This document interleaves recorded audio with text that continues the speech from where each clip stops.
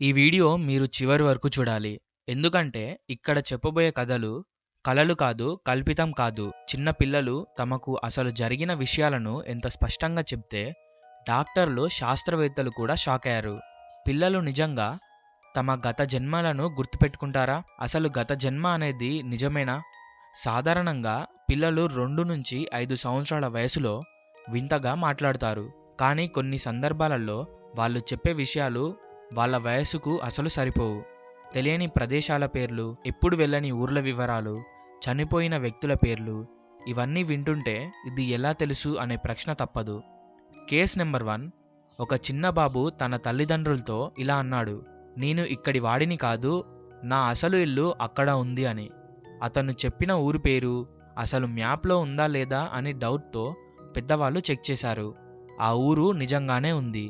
ఇంకా షాకింగ్ విషయం ఏమిటంటే అక్కడ అతను చెప్పిన పేర్లతో ఒక వ్యక్తి నిజంగానే కొన్ని సంవత్సరాల క్రితం చనిపోయాడు. పిల్లవాడు ఆ ఇంటికి తీసుకెళ్ళినప్పుడు అక్కడ ఉన్న వస్తువులను గుర్తుపట్టాడు. ఇప్పుడు కేస్ నెంబర్ 2 ఏందో తెలుసుకుందాం. ఇంకొక పిల్లవాడు తరచుగా ఒకటే కళ్ళ చెప్తూ ఉండేవాడు, నన్ను ఇలా చంపేశారు అని. పిల్లవాడు తన మరణం ఎలా జరిగిందో చాలా స్పష్టంగా వివరించాడు. తర్వాత విచారణ చేస్తే ఆ విధంగానే ఒక హత్య కేసు సంవత్సరాల క్రితం నమోదైందని తెలిసింది. ఈ విషయం విన్న డాక్టర్లు కూడా దాన్ని సాధారణ ఊహగా కట్టి పారేయలేకపోయారు. శాస్త్రవేత్తలు ఏమంటున్నారంటే కొంతమంది శాస్త్రవేత్తల ప్రకారం పిల్లల మెదడు చాలా స్వేచ్ఛగా ఉంటుంది.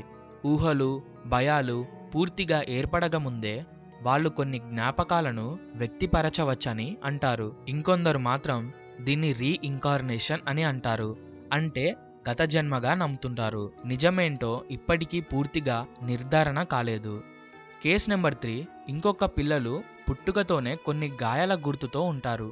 ఆ పిల్లలు తమ గత జన్మలో అదే చోట గాయం జరిగిందని చెప్తూ ఉంటారు. వింత ఏమిటంటే గతంలో చనిపోయిన వ్యక్తి మెడికల్ రిపోర్ట్స్తో ఈ గాయాలు మ్యాచ్ అవుతాయి.